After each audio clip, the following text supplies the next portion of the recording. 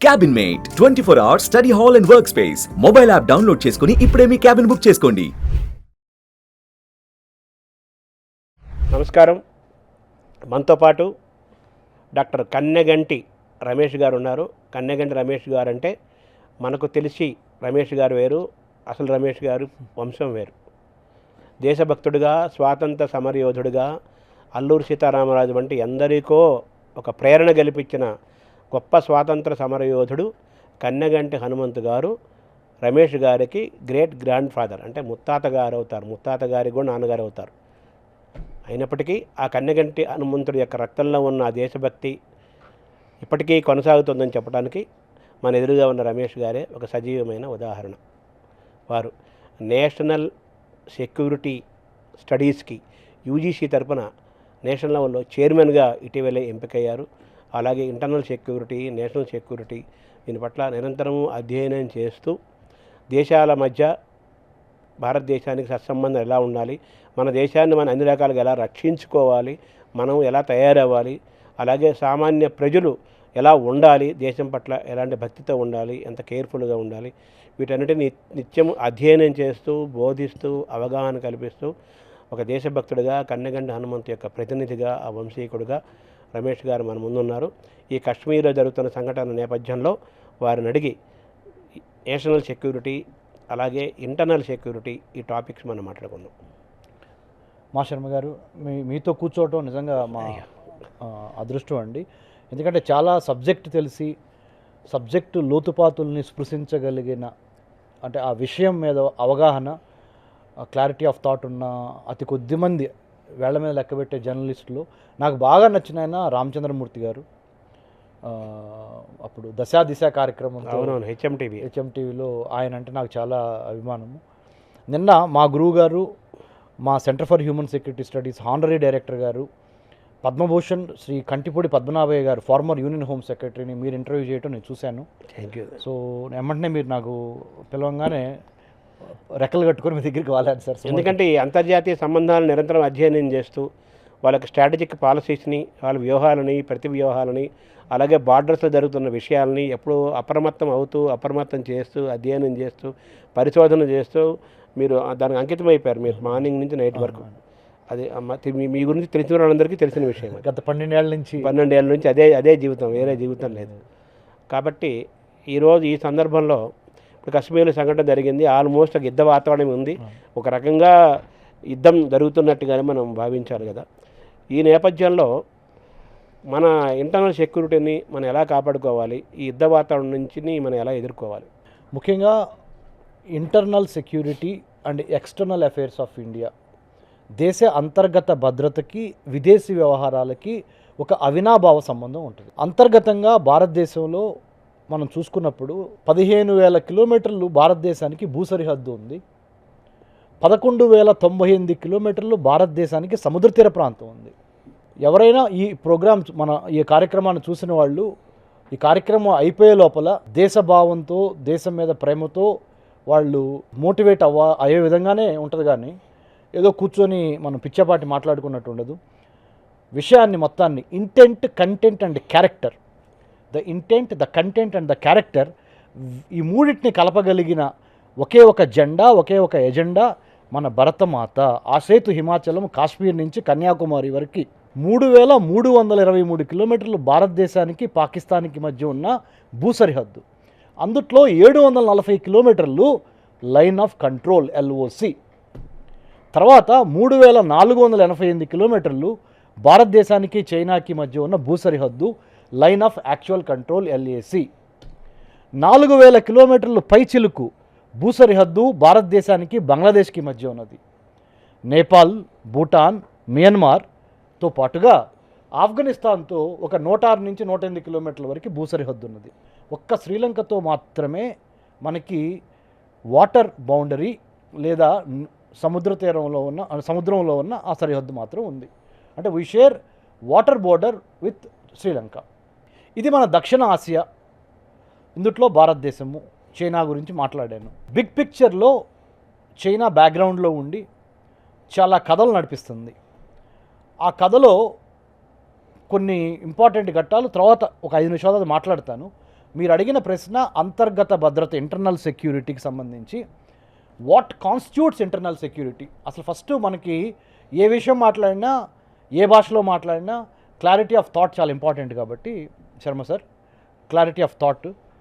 అంతర్గత భద్రతలో ministry of home affairs, Amit Shah గారు ప్రస్తుతానికి ఉన్న మన హోంమంత్రి గారి నేతృత్వంలో పోలీస్ మోడర్నైజేషన్ అని, ఇంటర్నల్ సెక్యూరిటీ డివిజన్ 1, డివిజన్ 2 అని, పోలీస్ మోడరేషన్తో పాటు మనకి అన్నిటికన్నా ముఖ్యంగా ఇంటెలిజెన్స్ బ్యూరో, రీసెర్చ్ అనాలిసిస్ వింగ్తో పాటుగా మనకి అతి కీలకమైనవి ఏంటంటే ఒక 5 అంశాలు అంతర్గత భద్రతలో what constitutes internal security of India as a framework అని చూసినప్పుడు సార్, నేషనల్ సెక్యూరిటీ ఆర్కిటెక్చర్లో, జాతీయ భద్రతలో internal security is an important part and parcel and core of national security architecture. North east of India left wing ఎక్స్ట్రీమిజంతో hit అయి ఉన్న Andhra, Orissa, west Bengal, ఈ border, Jharkhand, Chhattisgarh, ఇది ఒక important component of internal security. Communal harmony, మతాల మధ్య సామరస్యంగా ఉండటానికి కూడా దానికి ఒక సెపరేట్ డిపార్ట్మెంట్, సెపరేట్ వ్యవహారము. తర్వాత cyber security.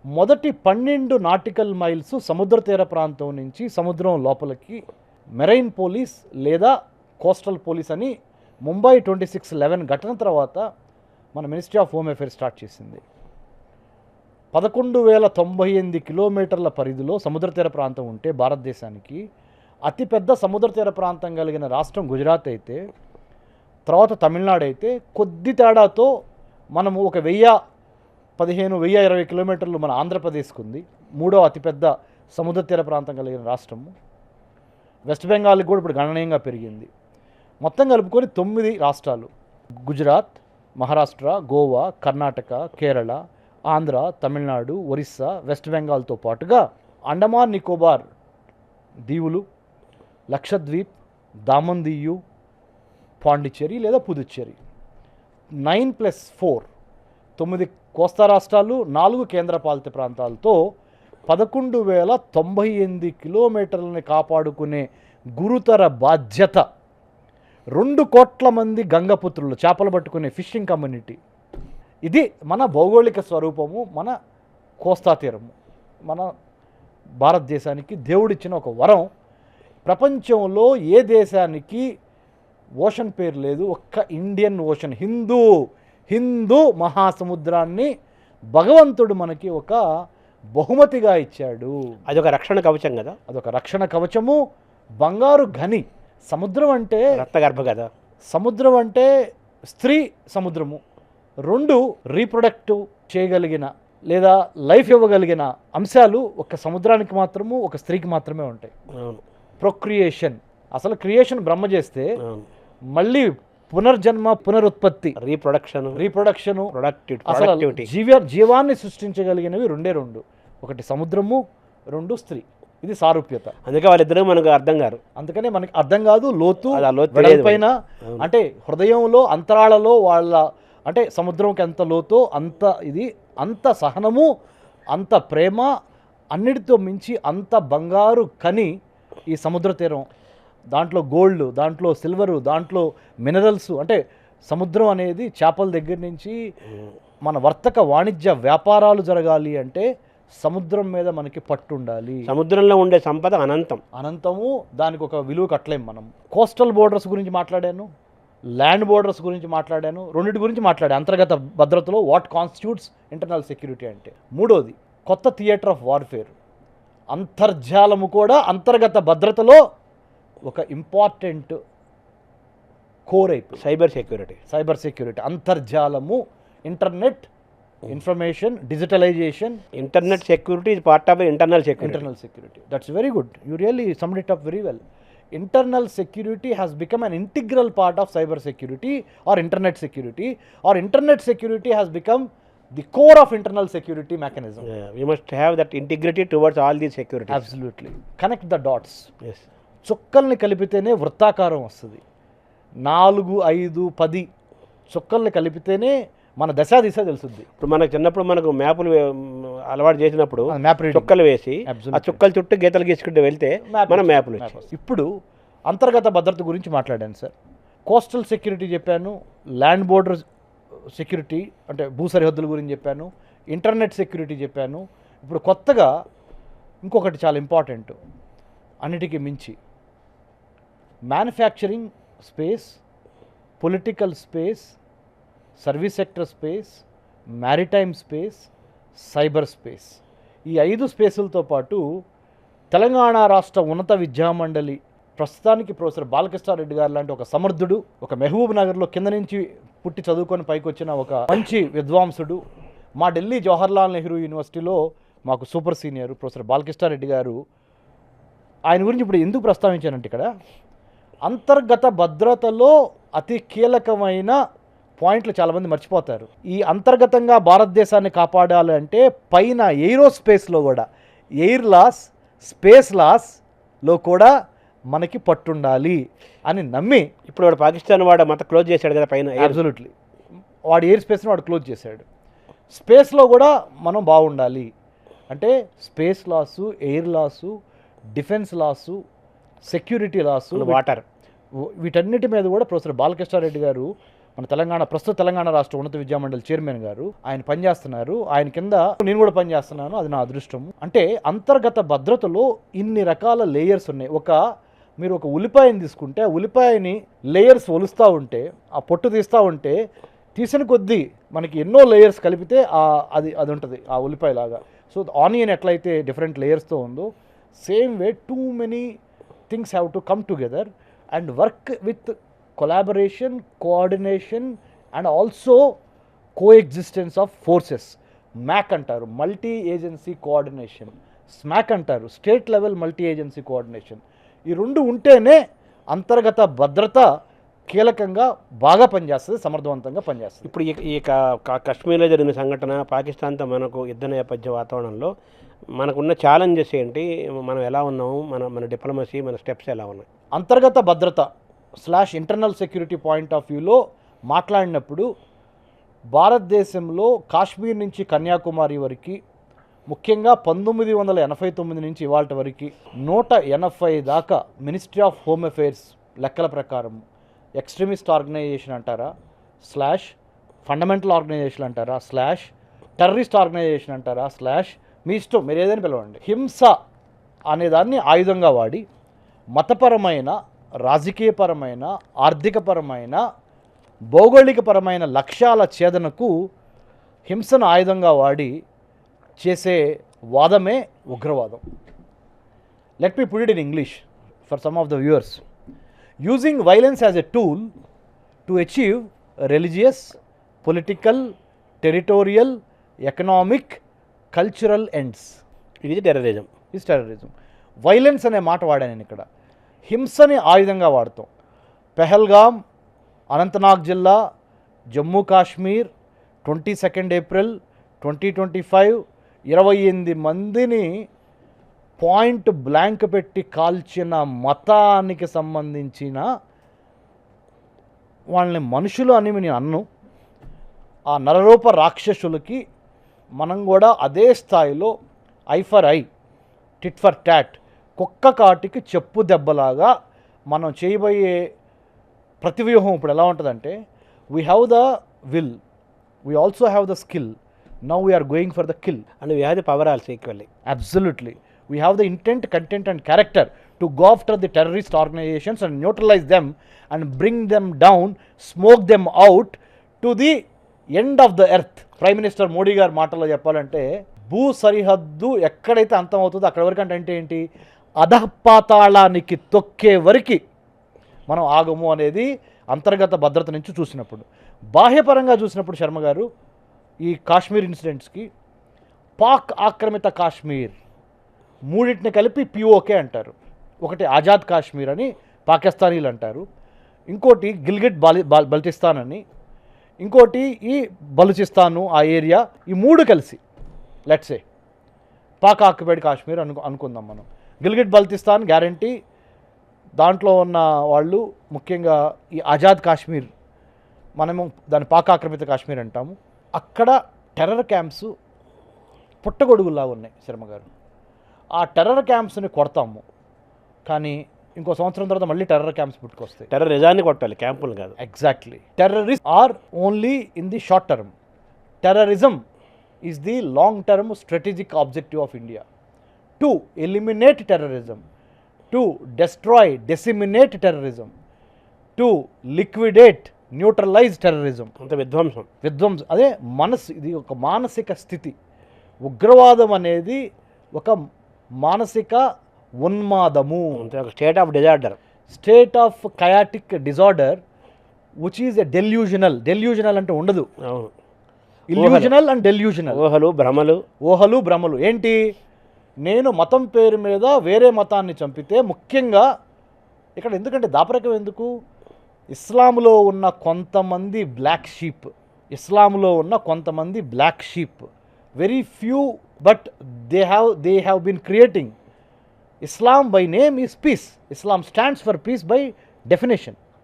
But some of the fundamental extremist elements in Islam, a few of them, out of 100, let's say 5 of them or 2 of them, they are taking religion into their hands and maligning Islam and bringing bad name to Islam by taking violence as a tool to achieve their religious ends. Thus it is becoming terrorism. That's why it is becoming a terrorism. That's why Pakistan fits the bill for 3 things. State sponsored terrorism, Pakistan. State initiating terrorism, Pakistan. State conducting terrorism, Pakistan. It is not me, it is not India, it is the united voice of the global world, the Committee of Nations, including Saudi Arabia, including the civil society in Pakistan is saying we are at the receiving end of terrorism. You know how many people have been killed in Pakistan itself because of terrorism? వాళ్ళు కూడా భయపడుతున్నారు.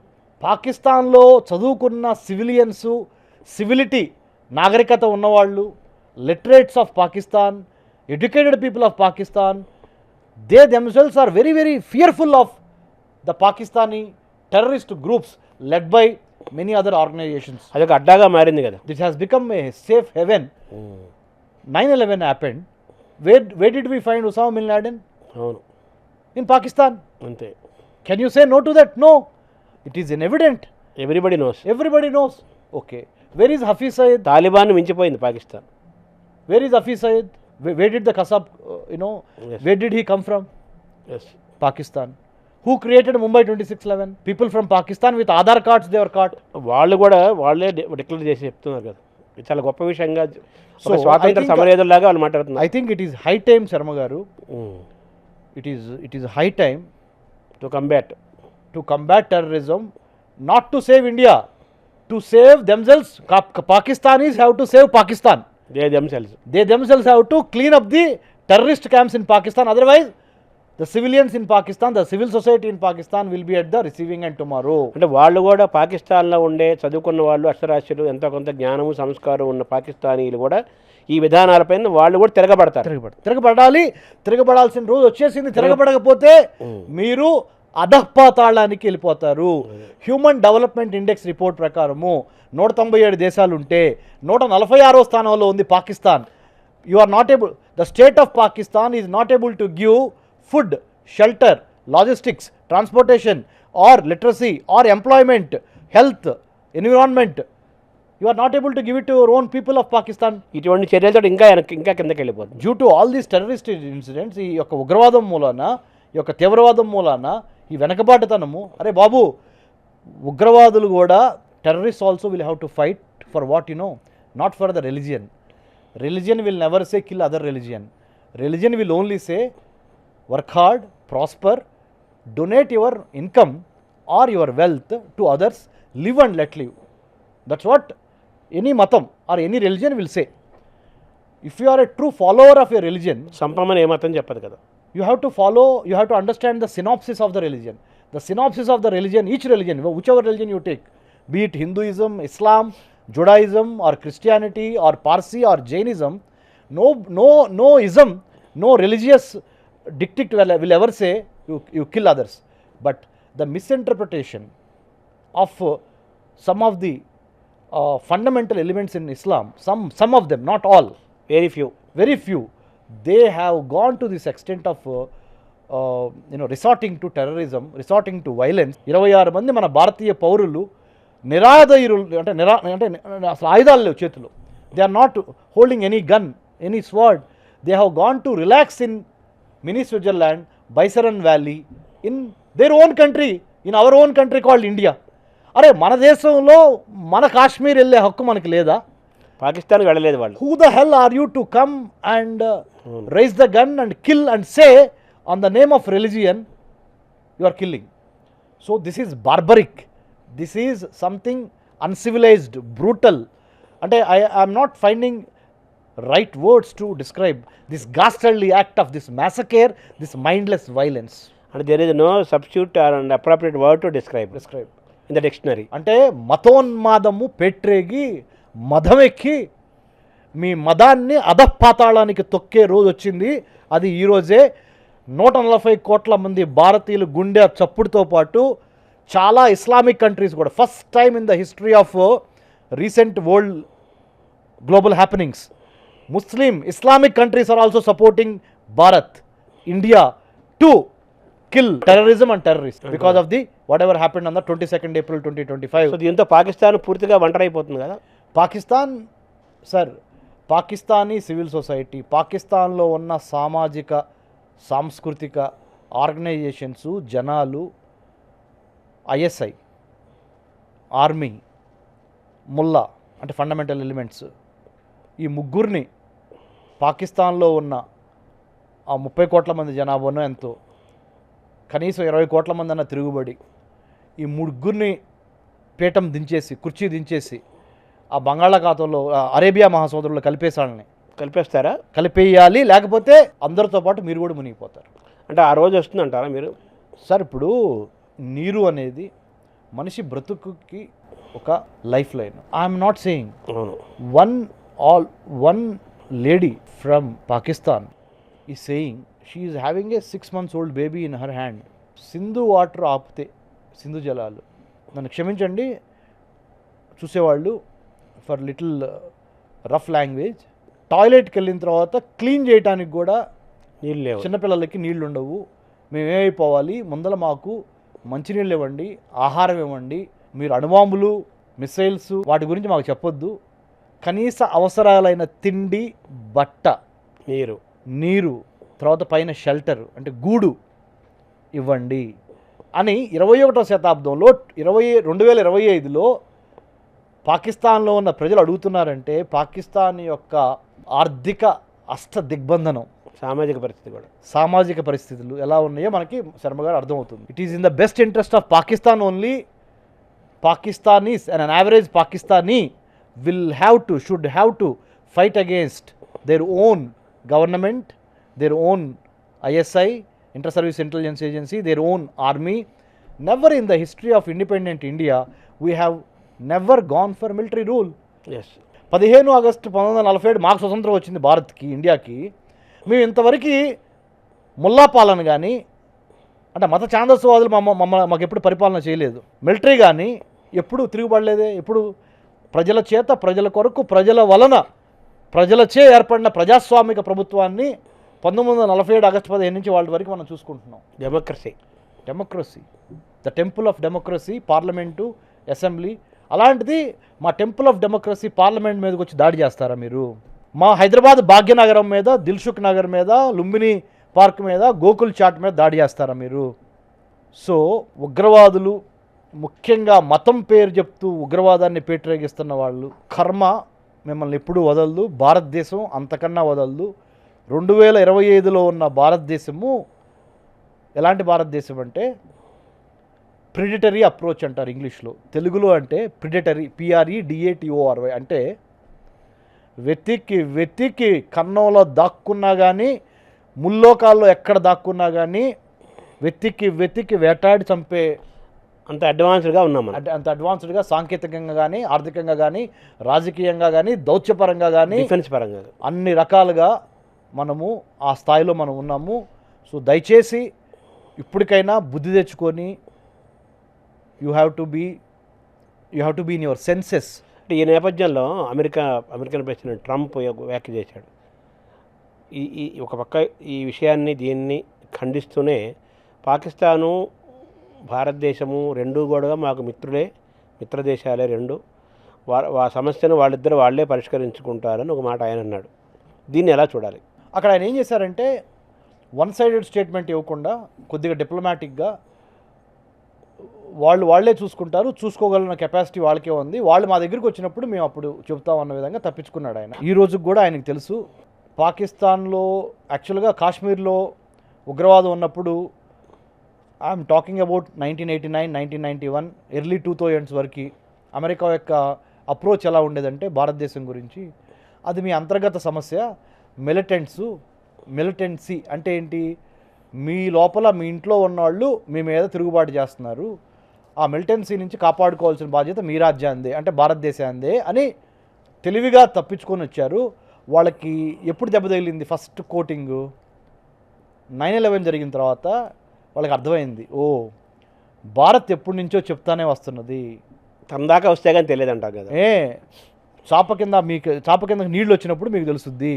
ఇప్పుడు అమెరికాకు అర్థమైంది ఏమని, అరే బాబు, Bharat has been telling or India has been telling for such a long time that terrorism will hit one day, be aware. Then United States of America has been saying, no, it is part of your internal problem, you take care of it. And now, after 9/11, they understood that no, it is no longer the internal problem of India, it is the problem of the world, it is the problem of the United States of America also. We have been challenged.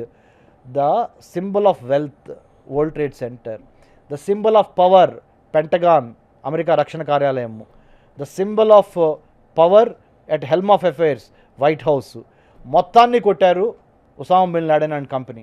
Then United States of America understood and start giving importance to what India has been saying about so-called the terrorism. Then Mumbai 26/11 happened. Then also the whole world understood it is coming from Pakistani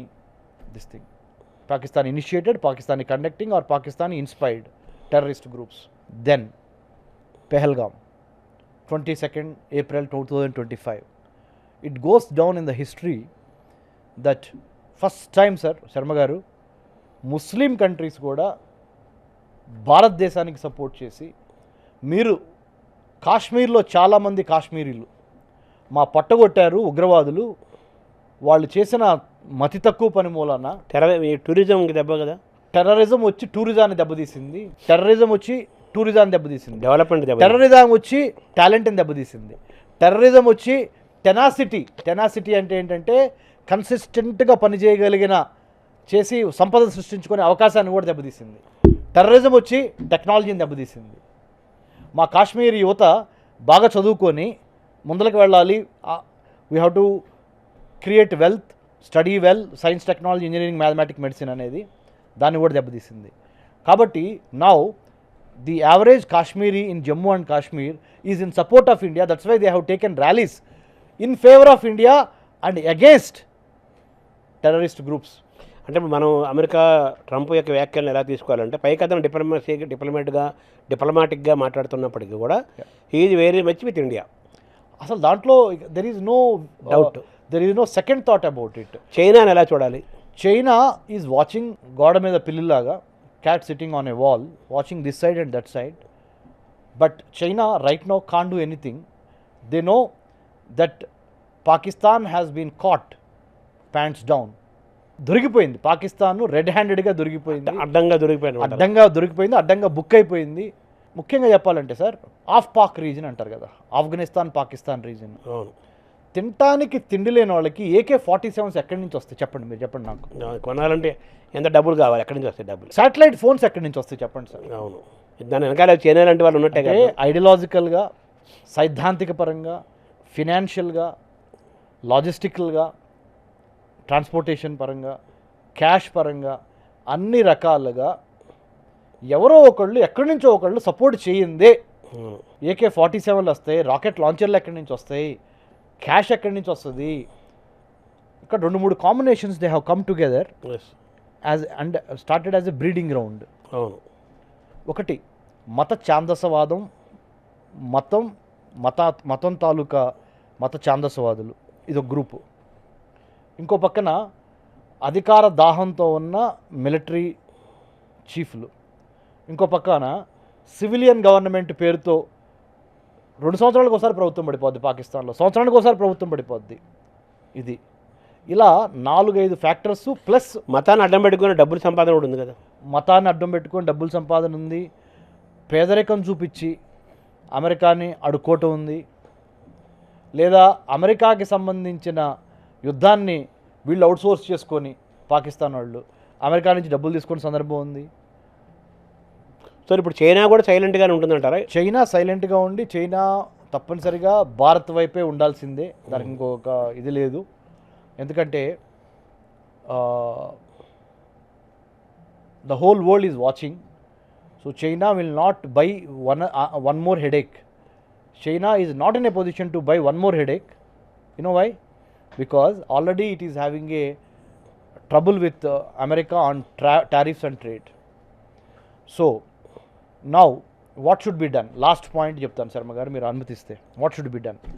ఇప్పుడు వరకు problem చెప్పాను, solution అంతర్గత భద్రత గురించి చెప్పాను, విదేశీ వ్యవహారాలకి అంతర్గత భద్రతకు ఉన్న ఇంటర్లింక్ చెప్పాను, టెర్రరిస్ట్ ఆర్గనైజేషన్స్ వాళ్ళ యొక్క ఐడియాలజికల్ ఫినాన్షియల్ సోర్సెస్ చెప్పాను, ప్రపంచ ఉగ్రవాద చిత్రపటం గురించి మాట్లాడుకున్నాము, మైండ్ ఏ విధంగా ఆలోచిస్తారో చెప్పాను. ఒక సాధారణ మనిషిని తీసుకొచ్చి బ్రెయిన్ వాష్ చేసి నీకు there are 72 virgin women are waiting for you in the haven.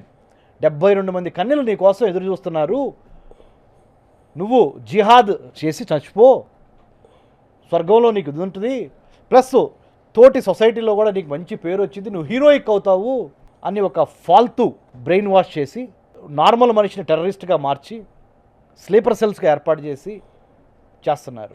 ఇప్పుడు సొల్యూషన్ ఏంటి అనే దానికి భారతదేశంలో army, navy, air force, IB, రా, సిఐఎస్ఎఫ్, సిఆర్పిఎఫ్, పోలీస్, ఇవన్నీ ఇమ్మీడియట్గా సొల్యూషన్ ఏంటో అంటే దెబ్బకి దెబ్బ తీయటం, ఇది వీళ్ళు చూసుకుంటారు. మనమేం చూసుకోవాలంటే మీడియా కానీ సివిల్ సొసైటీ కానీ వాళ్ళ పని మనం చేయొద్దు. మనమేం చేయాలంటే భారతదేశం యొక్క భౌగోళిక, ఆర్థిక, రాజకీయ, దౌత్యపరమైన విషయాల మీద అవగాహన పెంచుకోవటం, భారతదేశానికి మిత్రులు ఎవరు, శత్రువులు ఎవరు, జియో పాలిటిక్స్ అంటే ఏంటి, జాగ్రఫీ అండ్ పాలిటిక్స్, భౌగోళిక రాజకీయపరమైన లక్ష్యాల కోసము ప్రపంచంలో ఉన్న 197 దేశాలు ఎన్ని డ్రామాలు వేస్తున్నాయి, భారతదేశము తన సాఫ్ట్ పవర్ని, తన హార్డ్ పవర్ని ఉపయోగించి ఒక స్మార్ట్ పవర్గా ఎలా ఎదగాలి in the comity of nations, మన దశ మన దిశ. ఇప్పుడు 21వ శతాబ్దంలో 2025 సంవత్సరంలో artificial intelligence, machine learning, deep learning, Brahma Vishnu Maheshwara of the 21st century are artificial intelligence, machine learning and deep learning. ఈ టెక్నాలజీ ఉపయోగించి ముఖ్యంగా మనము మన మ్యానుఫ్యాక్చరింగ్ స్పేస్ని, మన సైబర్ స్పేస్ని, మన పొలిటికల్ స్పేస్ని, మన మ్యారిటైమ్ స్పేస్ని, మన సర్వీస్ సెక్టర్ స్పేస్ని, ఈ 5 పంచభూతాలని కాపాడుకునే విల్, స్కిల్తో పాటుగా ఎవడైనా సరే భారత్ వైపు ఎత్తి చూసి ఇలాంటి దుర్మార్గమైన టెర్రరిస్ట్ ఇన్సిడెంట్లకు పాటుపడితే మన విల్లుని, మన స్కిల్ని ఉపయోగించి we have to go for the kill. ఇప్పుడు హైదరాబాద్ మోస్ట్ సెన్సిటివ్ ప్లేస్ కదా, అమర్నాథ్ యాత్ర కూడా జరగబోతుంది జూన్లో, వీటికి మీరు సూచించేది ఏంటి? Hyderabad 100% along with Bangalore, Chennai, Coimbatore, Delhi, Mumbai, Cochin, Ahmedabad, you name all the cities. We have to be on high alert. Not only today, tomorrow. Ugravadam, that too, fundamental, religious based Ugravadamu completely eliminate అయ్యే వరకు we have to be on our toes. తెలుగులో చెప్పాలంటే మనము శాంతి సమయంలోనే యుద్ధానికి సన్నద్ధులు అవ్వాలి. శాంతిగా ఉందంటే అది సైలెంట్ బాంబ్. అది స్లీపర్ సెల్స్ చాలా ఉంటవి, అంటే నర్మగర్భంగా, అంతర్లీనంగా, సామాజికంగా, రాజకీయంగా, మతపరంగా ఆ ముసుగు కప్పుకొని కింద వెయిట్ చేస్తూ ఉంటారు ఆ వైరస్ లాంటి ఆ మైండ్ సెట్ కలిగిన టెర్రరిస్టులు. సో ఇది సెన్సిటివ్ ప్లేస్ కదా, సెన్సిటివ్ ప్లేస్ కాబట్టి Bhagyanagaram Hyderabad the real estate capital of India right no, not only Hyderabad, not only for Telangana. Hyderabad is the real estate capital of India, the pharma capital of India, the cyber IT capital of India, the film capital of India, the biotechnology capital of India, the defence capital of India. అన్నిటికీ మించి వాతావరణం కానీ, climate కానీ, culture కానీ, multi cultural, multi ethnic, multi lingual city is Hyderabad is on the global map. It is the duty of all the Hyderabadis / భాగ్యనగర వాసులు